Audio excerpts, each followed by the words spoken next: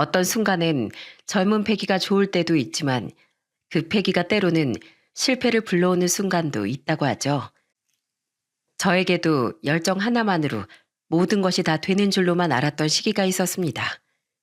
그때 친구가 내밀어준 손이 아니었더라면 아마 전 지금쯤 길바닥에서 구걸을 하는 인생을 살고 있을지도 모르겠네요. 오늘은 제게 새로운 시작을 안겨준 제 친구에 대한 사연을 써보려고 합니다. 저는 공기 좋고 물 맑은 매연이라고는 하나도 없는 옥천의 한 작은 마을에 장남으로 태어났습니다. 제가 태어난 이후 연년생 쌍둥이인 남동생 그리고 여동생이 태어나게 되었죠. 먹을 걱정 없고 입을 걱정 없이 평화로웠던 저희 집안에서 유일한 걱정거린 바로 저였어요. 남자치곤 강단도 없고 목소리도 작았던 데다 몸이 약해 잔병치레가 많았었기 때문이었죠. 매년 겨울마다 골골대고 있는 저를 보고 아버지께선 항상 이런 말씀을 하셨습니다. 아, 사내 놈이 저렇게 매가리도 없고 목소리도 약하고 몸도 약해서야 원. 나중에 커서 어떻게 남자 구실하고 살는지 걱정이다 걱정이야. 여보, 병호가 아프고 싶어서 아파요. 너무 그렇게 이야기하지 말아요. 원래 어릴 때 많이 아팠던 애들이 커선 건강하대요. 부모님께선 저를 학교에 보내는 것도 걱정을 하셨습니다. 워낙에 몸이 약하고 소심했던 탓에 동네에 있는 또래 친구들과 제대로 어울릴 수 있을까에 대한 것 때문이셨죠. 지금은 인원수가 정말 적지만 옛날엔 한 반에 60명씩 우르르 몰려 있었기 때문에 소심했던 제게는 적응을 하는 것이 정말 쉽지 않은 일이었어요. 새 학기를 시작하는 첫날 혼자 앉아서 발만 굴리고 있던 저에게 누군가 먼저 다가와 말을 걸었습니다. 안녕? 내 이름은 고경민이야. 넌 이름이 뭐야? 안녕? 난 김병호라고 해. 병호? 이름 되게 멋지네. 근데 너 왜 혼자 있어? 괜찮으면 우리랑 같이 놀자. 혼자 있지 말라고 우리랑 같이 놀자며 저에게 내밀었던 작은 손. 그 손을 잡았던 새학기 첫날부터 저희 두 사람은 친구가 되었습니다. 알고 보니 집도 굉장히 가까워서 저희는 늘 등하교를 같이 하는 사이가 되었어요.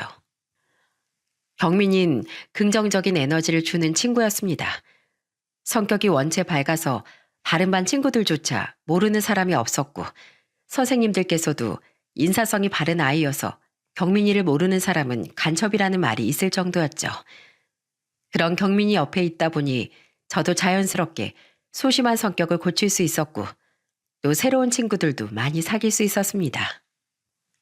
학교길엔 항상 절 데리고 축구 한 판을 하고 집으로 돌아갔고 가끔 달고나 뽑기 아저씨가 학교 앞에 와 계시면 절대 지나치는 법이 없었어요.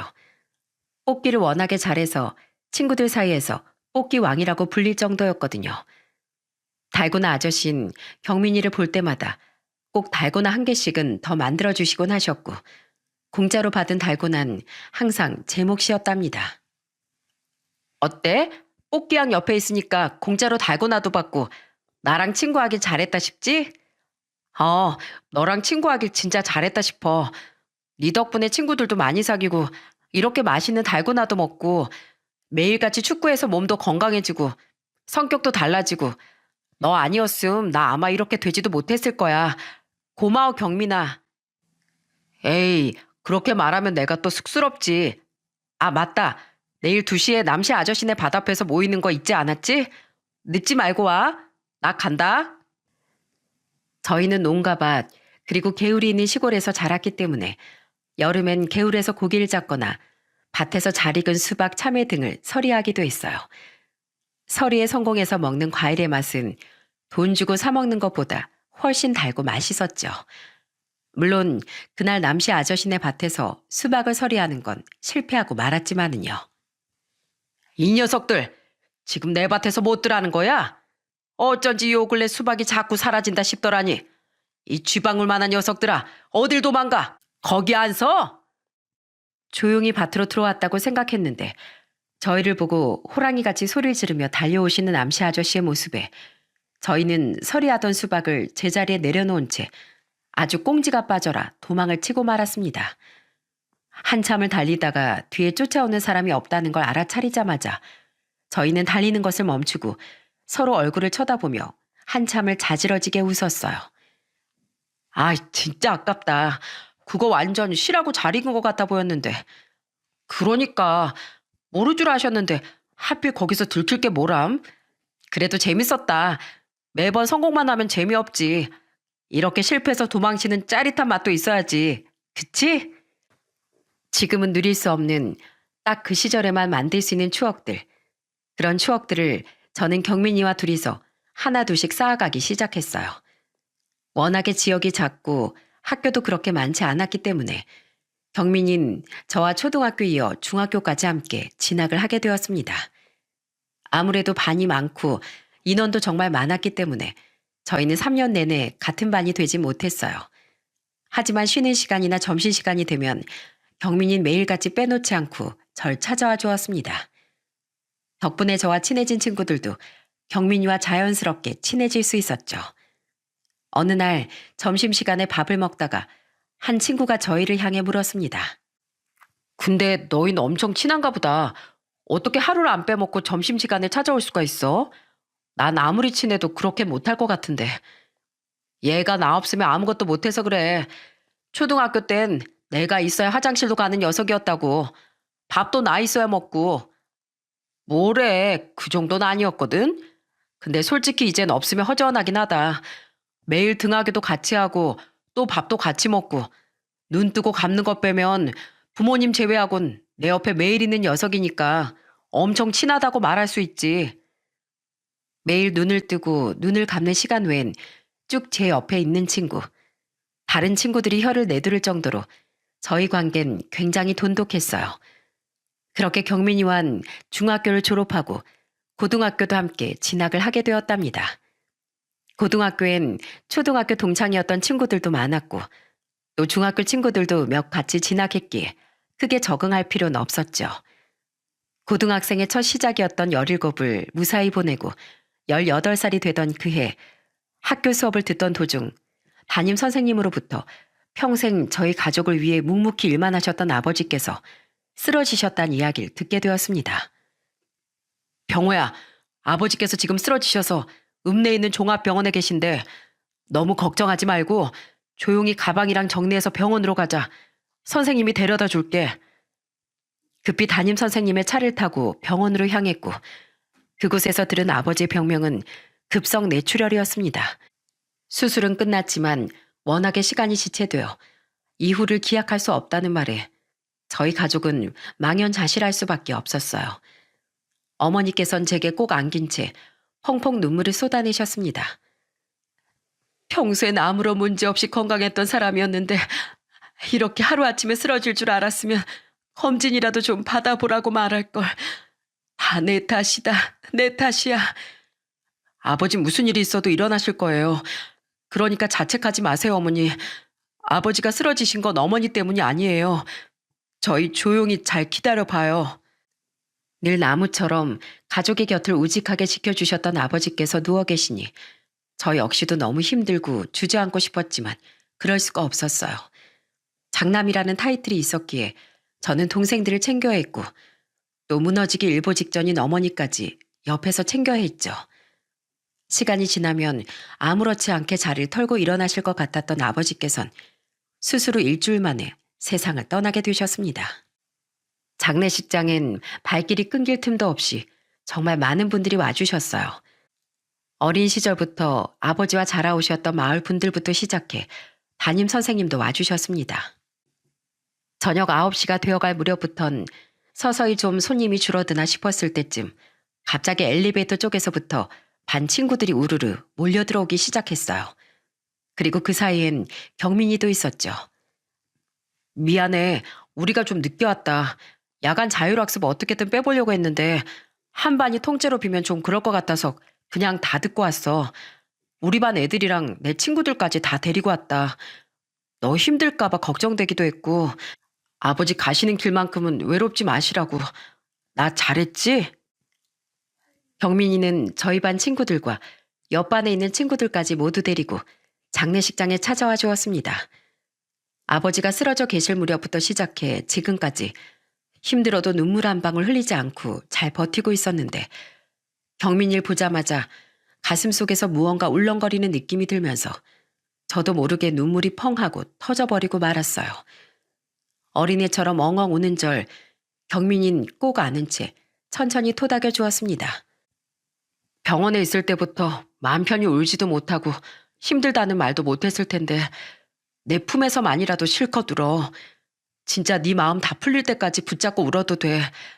난 말없이 품 내어주고 토닥여주는 사람 할게. 네가 얼마나 아프고 힘들지 내가 감히 가늠할 수는 없지만 그래도 이렇게나마 네 마음의 무게가 덜어졌으면 좋겠다 병호야. 장례식 이후부터 저흰 더욱 각별한 사이가 되었습니다. 아버지가 돌아가신 이후 경민인 저희 집에 종종 들러 어머니께 인사를 드리기도 했고 저희 동생들의 공부를 가르쳐 주기도 했죠. 가끔은 본인 집으로 가는 것보다 저희 집에서 머무는 시간이 더 즐겁다고도 했습니다. 너네 집에 있으면 그래도 사람 사는 온기를 느낄 수 있어서 좋아. 난 외동이기도 하고 부모님도 일하느라 늦게 들어오기도 해서 가끔 외로울 때가 있거든. 자주 놀러와. 내 동생들도 어머니도 너 되게 좋아해. 야무지고 예의 바른 데다 싹싹하기까지 하다면서. 그런데 너 대학은 갈 거야?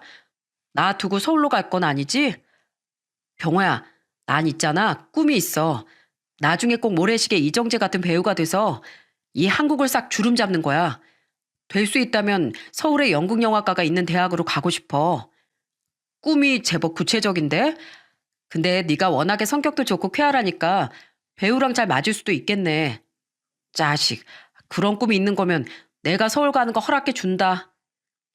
진로에 대한 이야기는 그렇게 깊게 나눠보지 않았는데 경민이에게 배우라는 꿈이 있는 줄은 몰랐습니다.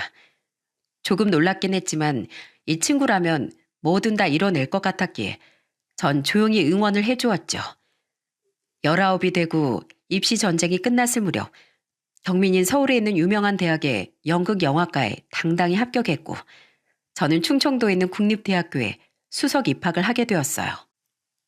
연극영화과 가는 거면 너 나중에 배우 돼서 TV 나오는 거 볼 수 있는 거야? 나 그럼 연예인이랑 친구 되는 거네? 그래 임마, 미리 사인 받아도 나중에 나 만나기도 힘들어질 수 있다 너. 그나저나 국립대 수석 합격이라니 어머니가 엄청 좋아하시겠다. 장학금 받고 학교 들어가겠네. 그렇지, 엄청 좋아하셨지. 나도 어지간하면 너 따라서 서울로 넣어볼까 싶었는데 아직은 좀 무리일 것 같더라고. 가서도 연락 자주 하고 심심하면 메신저 보내. 저희는 새해가 되던 날 치킨집에서 처음 마시는 맥주와 함께 합격 축하 파티를 소소하게 하고 작별을 하게 되었습니다. 거의 매일같이 보던 가장 친한 친구와 떨어지게 되는 건 생각보다 굉장히 힘든 일이더라고요. 하지만 저희는 함께 해온 시간들이 있었기에 떨어져 있어도 종종 메신저로 연락을 하곤 했습니다. 과연 옥천 촌놈이 서울의 상경에서 잘 지낼 수 있을까 걱정했었는데 생각 이상으로 친구는 잘 지내고 있었어요. 아직 1학년이었지만 연기 수업에서 고학년 선배들의 눈에 들어 과에서 운영하는 연극 동아리에도 들어갔다며 자랑을 하더군요. 가끔 전화를 걸면 해가 뜰 때까지 학교에 대한 이야기, 친구에 대한 이야기들을 조잘거리곤 했답니다. 꼭 여자애들이 밤을 새워 수다를 떠는 것처럼요. 그리고 가끔 공연 일정이 나오면 경민이 학교로 연극 공연을 보러 가기도 했고 공연을 다 보고 난 다음엔 경민이를 향해 엄지를 축혀 세워 주었습니다. 제 친구라서 그런 게 아니라 정말 연기를 잘하더라고요. 제가 갈 때마다 뒤풀이 자리에 절 끼워주면서 다른 분들에게 가장 친한 친구라고 소개를 시켜주기도 했고요. 저희는 떨어져 있어도 여전히 가장 친한 친구라는 타이틀을 유지하며 좋은 관계를 이어나가고 있었죠. 그렇게 3년이라는 시간이 흐르고 졸업 시즌이 다가온 어느 날 경민이에게서 전화가 걸려왔습니다. 혹시 10월 셋째 주 토요일에 시간 괜찮아? 우리 졸업 공연 하는데 거기서 이번에 내가 주인공으로 나오게 됐걸랑. 소식 듣자마자 제일 먼저 네 생각이 나더라고. 뭐? 주인공? 야, 대박이다. 축하해. 야, 제일 친한 친구가 주인공으로 무대에 선다는데 없는 시간도 만들어서 가야 하는 거 아니겠냐. 꼭 갈게. 내 자린 제일 앞자리다. 알지? 당연하지. 꼭 와라. 그리고 소개시켜주고 싶은 사람도 있으니까 공연 끝나고 꼭 기다려. 저는 경민이의 말을 듣자마자 진심을 담아 기뻐해 주었어요. 늘 선배들의 졸업 공연을 볼 때마다 무대에 주인공으로 서고 싶어 했었거든요. 설렘과 기대를 가득 안고 상경해서 경민이의 연기를 보는데 연기를 너무 잘해서 보는 저마저도 감정이 이입될 정도였답니다. 그렇게 공연이 끝나고 밖에서 경민이를 기다리고 있는데 저 멀리서 경민이가 어떤 여자분과 함께 저에게 손을 흔들며 다가오는 모습이 보였습니다. 미안, 많이 기다렸지? 공연은 어땠냐? 나 좀 잘했어? 말해 뭐 하겠냐? 아주 최고더라 최고.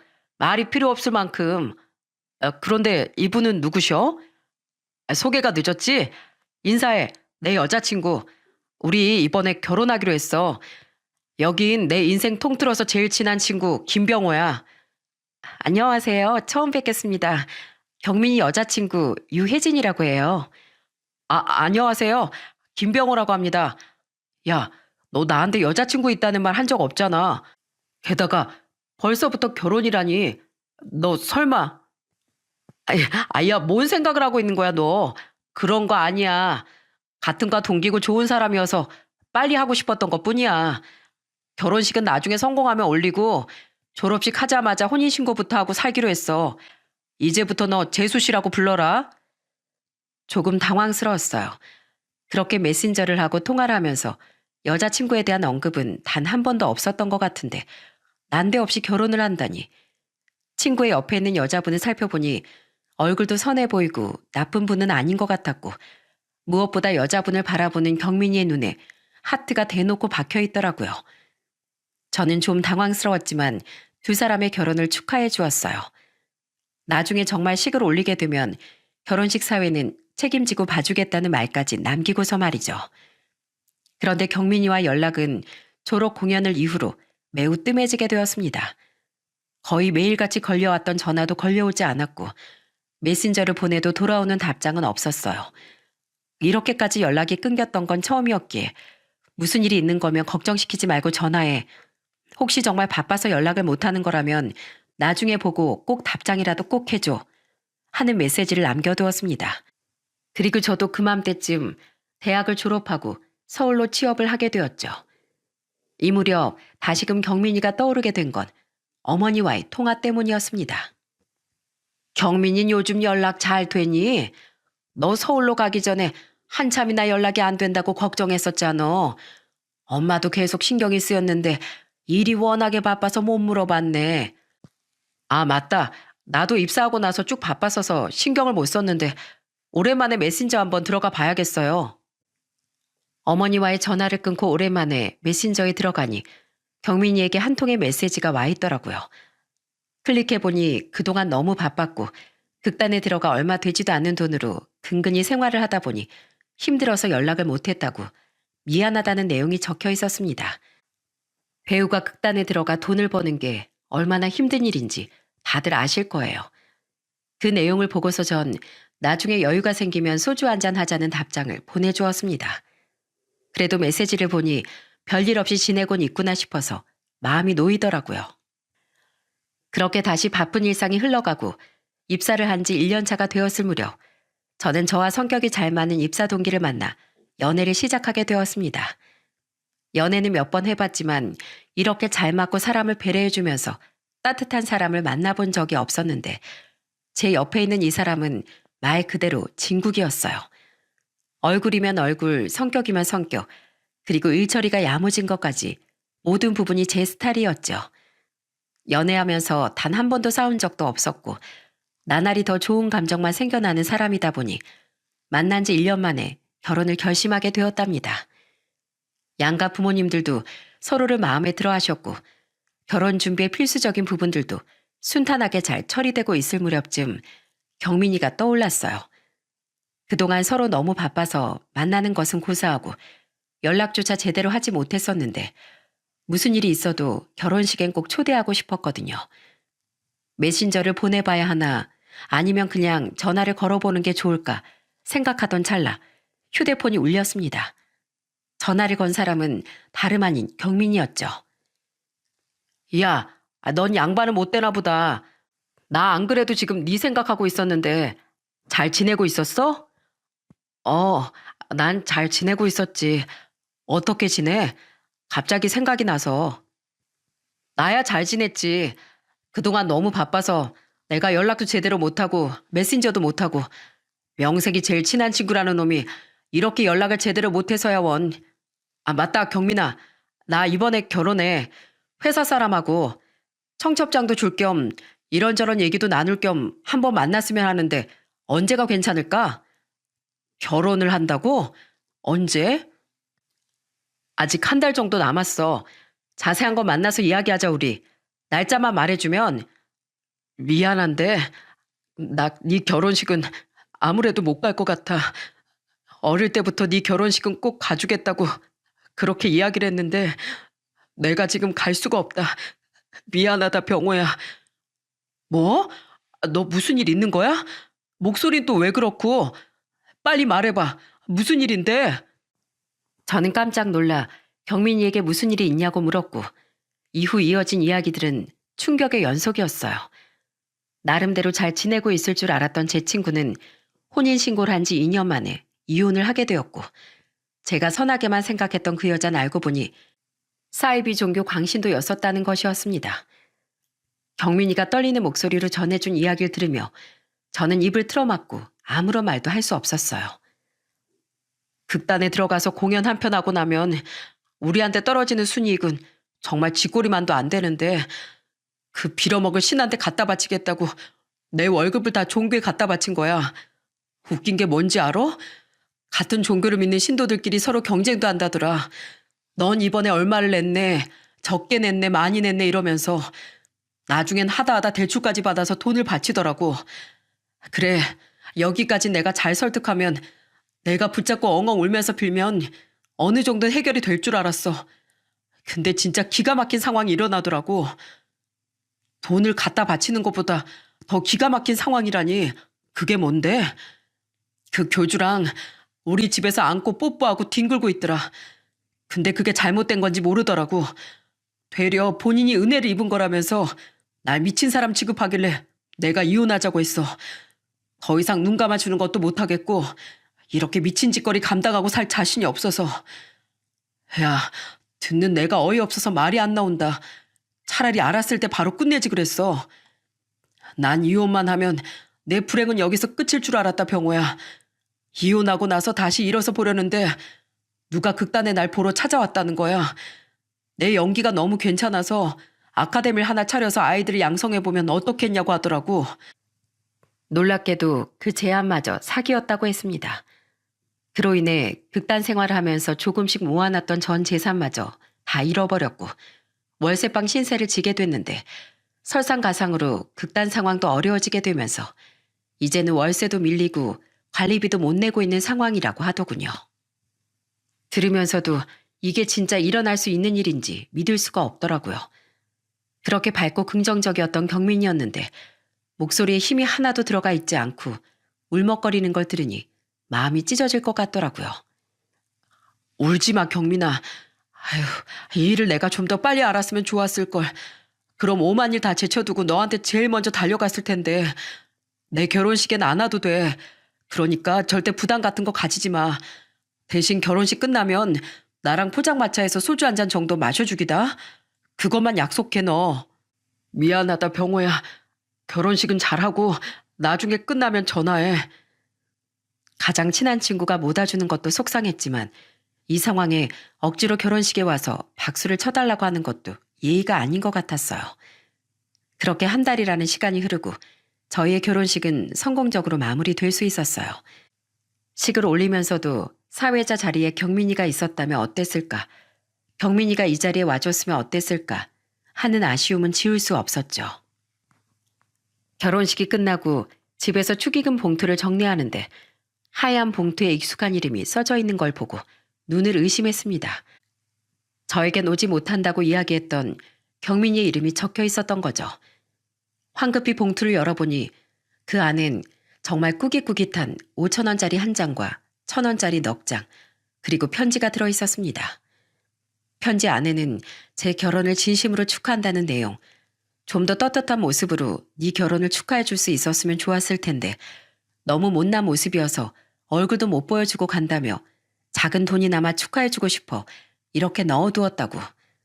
너는 나처럼 되지 말고 꼭 행복하게 잘 살라는 내용이 적혀 있었습니다. 아내와 함께 편지를 읽다가 결국 눈물을 참지 못하고 소리내어 엉엉 우니 아내는 제 등을 토닥여 주었어요.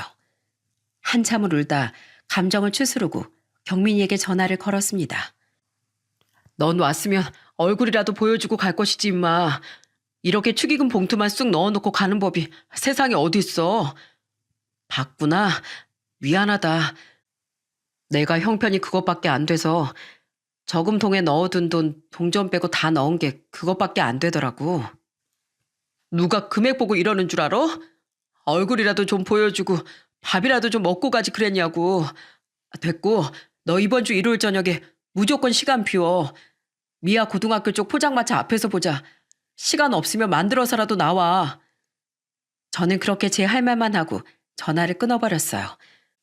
계속 전화를 이어나가다간 또 전화기를 붙잡고 한참을 울 것 같았거든요.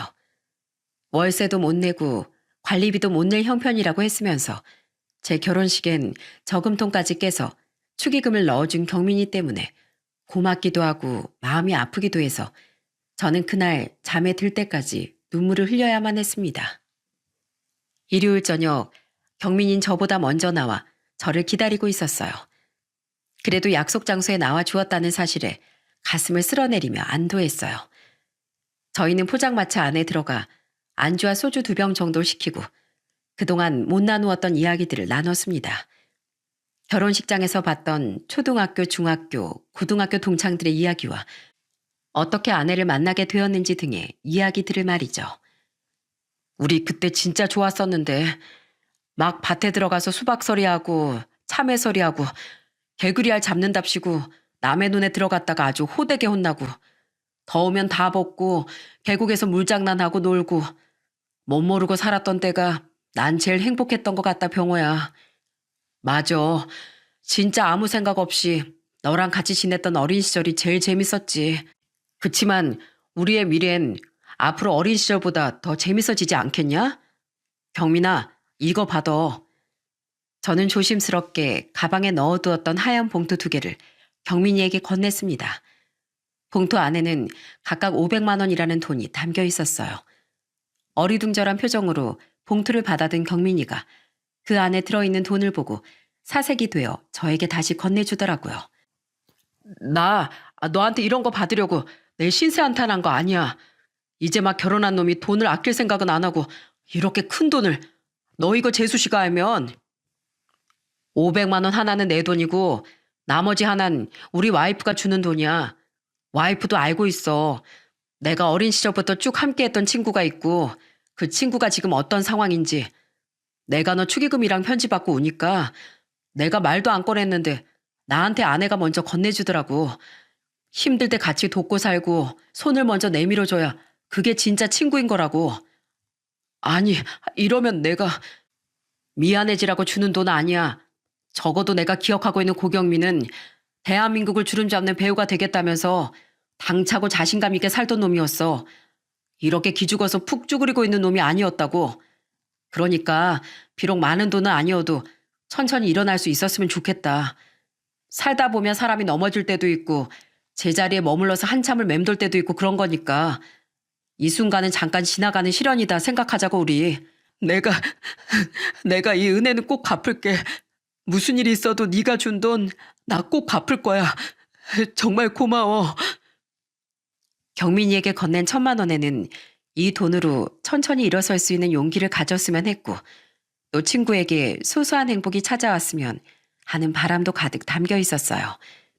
저희는 포장마차 안에서 술잔을 기울이며 그렇게 한참을 울다가 헤어졌고 경민이는 헤어지기 전 마지막으로 저에게 이런 말을 했습니다. 다시 시작해볼게. 이 큰 돈을 선뜻 내어준 너랑 재수실 위해서라도 말이야.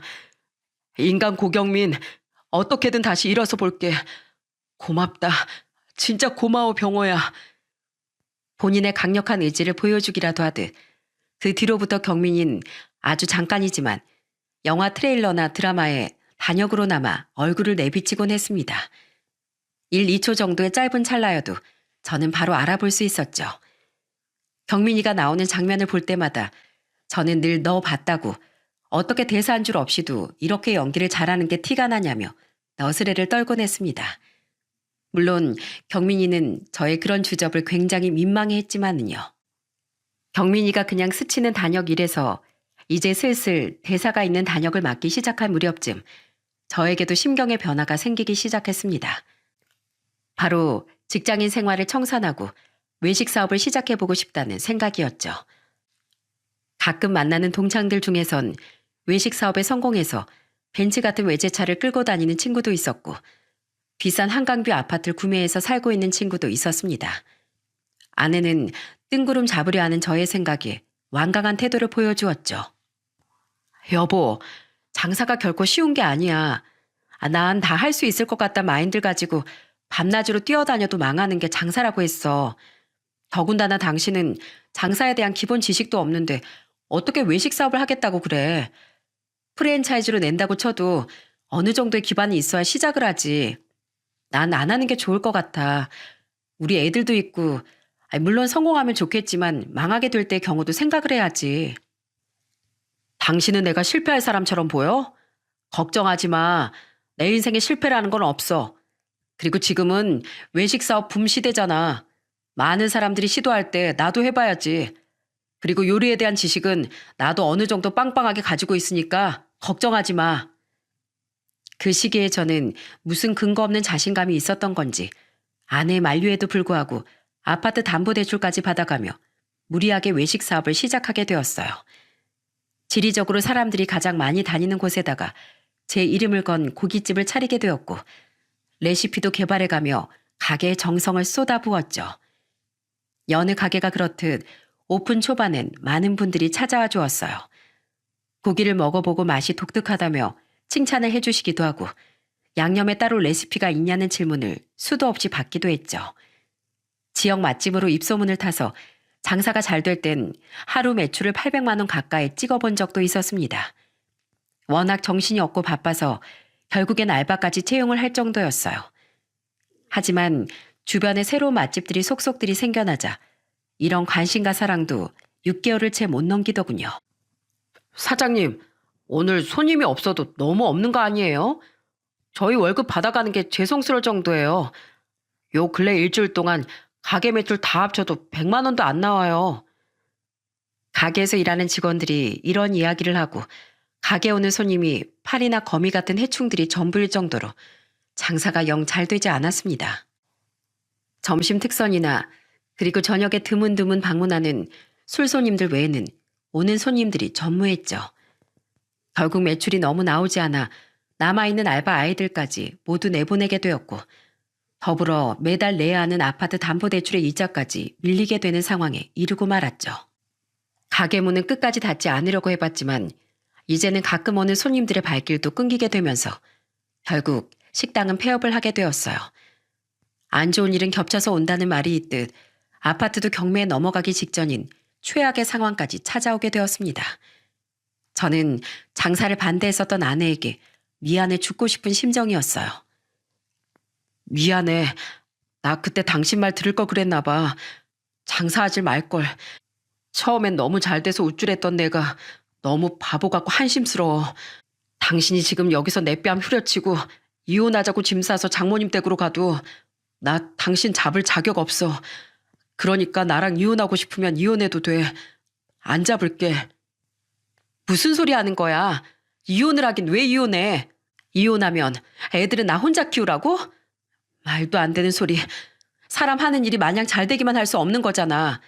매번 좋은 일만 겪고 사는 사람 봤어? 원래 안 좋은 일은 혼자 감당하는 것보다 둘이서 감당해야 좀 낫대. 미안하다느니 이혼하자느니 이런 나약한 소리 할 시간에 어떻게 이 일을 헤쳐나가야 할지나 생각해보자고.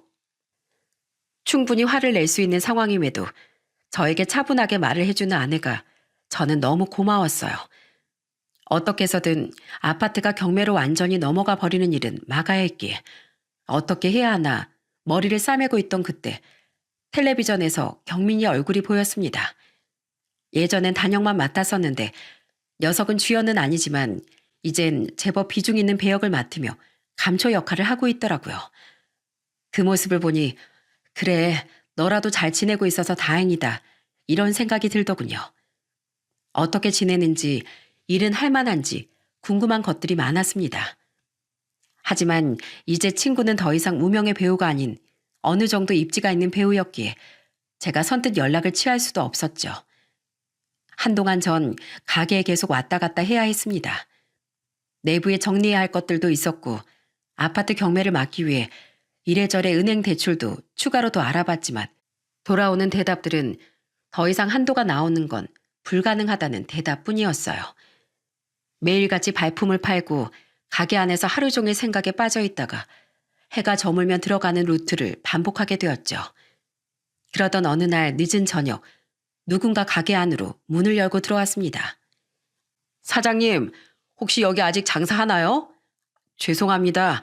폐업해서 더 이상 장사 안 합니다. 그래도 저한텐 장사하셔야 할 겁니다. 여기 사장님의 둘도 없는 절친 고경민이가 왔거든요. 야 임마, 여기서 뭐하냐? 불을 켜려면 다 켜고 끄려면 다 끄지. 반만 켜놓고 뭐 남양 특집 찍냐? 뭐야? 경민아, 네가 여길 어떻게 왔어? 스케줄 없냐? 인지도 낮은 배우한테 스케줄은 무슨 얼어 죽을 스케줄이야. 너 아직 밥 안 먹었지? 안 먹었을 것 같아서 내가 족발이랑 소주 좀 사왔는데 같이 드시면서 이야기 좀 나누시죠, 사장님? 이제야 내가 알던 고경민답네. 앉아, 잔 내올 테니까. 가게를 찾아온 건 다름 아닌 경민이었습니다. 오랜만에 마주하는 경민인 제가 기억하는 활발한 모습을 되찾은 상태였어요. 활짝 웃는 미소가 어쩜 그렇게 보기 좋던지 테이블에 족발과 소주를 세팅하고 저희는 술을 홀짝이면서 소소한 일상 이야기들을 해나가기 시작했습니다. 그때 제가 돈을 주고 간 이후로 어떤 일들이 있었는지 그리고 어떻게 해서 배역을 따낼 수 있었는지 등의 이야기들을 말이죠. 그때 너 아니었음. 난 계속 그 원룸방에서 혼자 밤새 울다가 일어나고 울다가 일어나길 반복했을지도 몰라. 네가 돈 주고 간 다음 날부터 이발도 하고 면도도 하고 온갖 오디션이라 오디션은 다 뒤져서 보고 다니고 단역 알바도 하면서 그렇게 살았어. 안 그래도 너 단역으로 나오는 거 많이 봤어. 그래서 내가 맨날 너 볼 때마다 문자했잖아. 잘한다고. 대사 한마디 없어도 대배우인 거 완전 티난다고. 맞아, 그랬지. 근데 그렇게 살다 보니까 나한테도 기회라는 게 오더라고. 다녀갈 때 만났던 배우님이 나한테 이러시는 거야. 이번에 자기가 들어가는 드라마에 이런 배역이 있는데 감독님이 워낙 까다로운 성격이셔서 아직까지 이 배역만 배우가 안 정해졌다고. 괜찮으면 추천해 줄 테니까 오디션 한번 보지 않겠느냐고. 난 바로 하겠다고 했고 거기서 감독님 마음에 들어서 캐스팅이 된 거야. 거기서부터 계속 짜잘하게 배역이 들어오기 시작하더라고. 야, 다행이다. 네가 그렇게 원하는 꿈이 이젠 어느 정도 이루어졌네. 다 네 덕분에 이렇게 될 수 있었던 거야. 근데 병호야, 나 좀 억울하다. 난 그때 내 모든 걸 내려놓고 나 힘든 거 다 이야기했는데 넌 왜 나한테 힘든 거 이야기를 안 하냐? 넌 사람이 참 좋은데 가끔 이럴 때 보면 사람이 답답한 구석이 있어요. 무슨 소리야? 내가 모르고 왔을 것 같아? 다 알고 왔어. 주변 사장님들이랑 부동산에 물어봤더니 너 지금 이 가게도 폐업했고 아파트 담보대출 받은 것도 못 갚아서 지금 경매 넘어가기 직전이라며. 이런 일이 있으면 나한테 제일 먼저 연락을 했어야지. 왜 혼자 끙끙 앓고 있느냐고. 제 모든 상황을 다 알고 왔다는 말에 저는 깜짝 놀랐지만 이내 아무런 말도 할 수 없었어요. 고개만 푹 숙이고 있으니 경민이가 한숨을 쉬며 다시 이야기를 꺼냈습니다. 그래서 경매 막으려면 얼마가 필요한 건데? 3억 8천 정도가 필요한데 은행에 아무리 발품을 팔아봐도 더 이상 대출도 안 나온다고 하고 애들한테 돈 좀 빌려달라고 연락해도 빌려주는 사람도 없고 너한테 연락하기엔 넌 이제 연예인이니까. 참나? 야, 연예인이고 자식구가 어딨어? 친구 사이에. 우리 우정이 그 정도밖에 안 되냐? 야, 실망이다 김병호. 난 적어도 너한테만큼은 배우 고경민이 아니라 인간 고경민이고 싶어. 너 나한테 1,000만 원 빌려줬을 때 내가 했었던 말 기억해? 내가 죽기 전에 꼭 은혜 갚겠다는 말. 그거 내가 생각했을 땐 지금인 것 같네. 그게 무슨 소리야? 너한테 필요한 돈 내가 도와주겠다고. 너도 내가 죽을 만큼 힘든 순간에 먼저 손 내밀어 줬으니까 나도 너한테 손 내밀어 주려고. 난 그저 은혜를 갚는 거니까 절대 고맙다거나 미안해하거나 그러지 말라거나 사양한다거나 하는 말 하지 마. 경민이는 제 손을 따뜻하게 꼭 잡아주었습니다. 오랜만에 잡아보는 친구의 손이 이렇게 따뜻한 줄 처음 알았어요. 이래저래 발품을 팔아도 안 되고 친구들에게 염치불구하고 손을 벌려도 단돈 5만 원이라도 빌려주는 친구가 없었는데 정작 제일 힘들었던 친구가 먼저 달려와 저에게 손을 내밀어 준다는 것이 너무 고맙기도 하고 한편으론 또 너무 미안하기도 해서 저절로 눈물이 흘렀습니다. 경민인 그런 제 눈물을 닦아주면서 말했어요. 살다 보니 내가 전혀 예상하지 못했던 일들이 어쩔 수 없이 생기게 되더라고.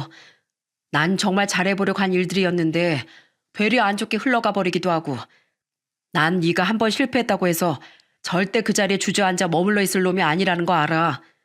네가 그 시절에 날 믿어준 것처럼 나도 지금의 너를 믿는다 병호야. 이번 일이 너한테 의미 있는 실수이자 경험이었길. 그리고 네가 앞으로 더 나아갈 수 있는 걸음이 되길 빌어. 그리고 울지 좀 마라 임마. 남자는 이깟 일에 눈물 보이는 거 아니야. 나 이제 안 울게 경민아. 나같이 이런 멍청하고 약해 빠진 놈 옆에 있어줘서 너무 고마워. 그리고 나 믿어줘서 할 수 있을 거란 용기를 줘서 너무 고맙다. 고마워 정말. 불이 반쯤 켜진 식당 안에서 남자들이 손을 꼭 맞잡고 눈물을 흘리는 상황.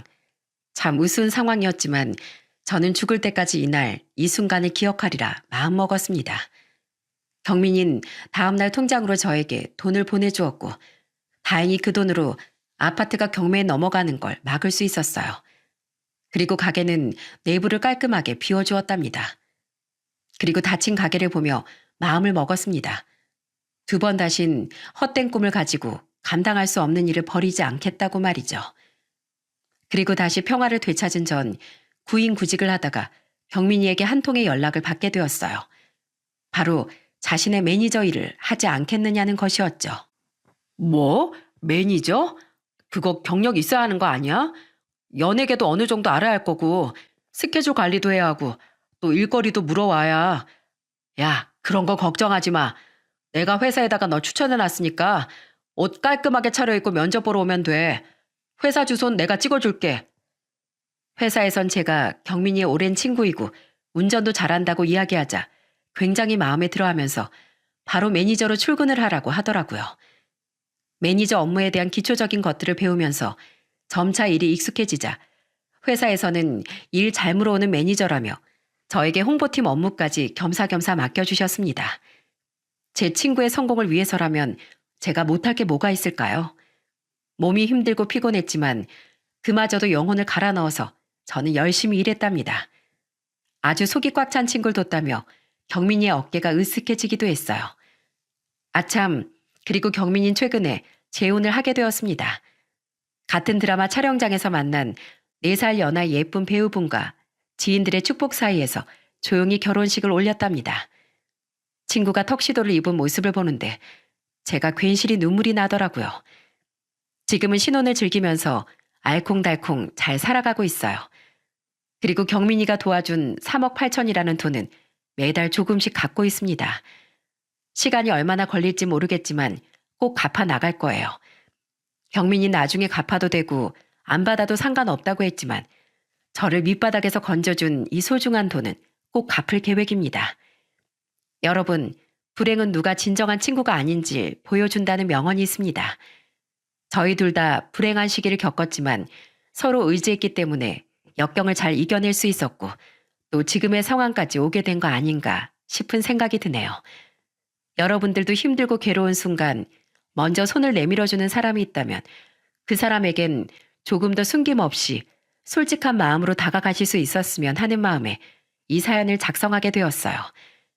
마지막으로 친구가 연예인이라는 직업의 특성상 이름은 가명을 사용했다는 걸 말씀드리며 이만 사연을 마치도록 하겠습니다. 전 앞으로도 변함없는 마음으로 친구 옆에 오래오래 남아줄 생각입니다. 그리고 저와 저희 가족들을 위해서도 좀 더 열심히 살아가 보려고 해요. 저의 긴 사연을 들어주신 많은 분들에게 감사하다는 말씀을 전합니다.